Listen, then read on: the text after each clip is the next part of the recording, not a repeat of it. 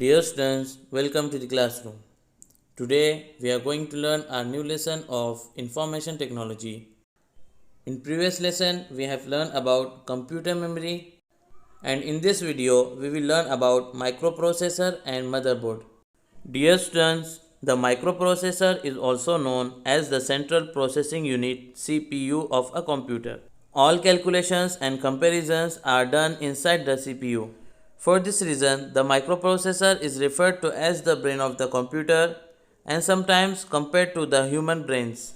The speed of a computer system depends upon its microprocessor.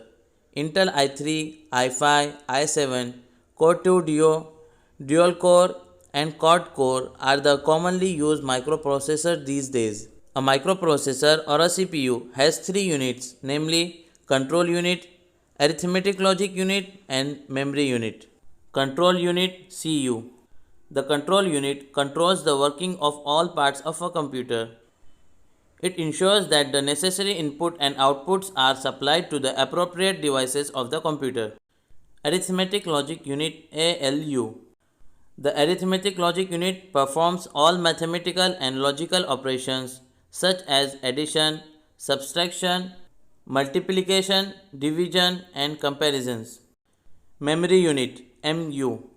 The memory unit holds various types of information such as data, instructions, addresses and the intermediate results of calculations.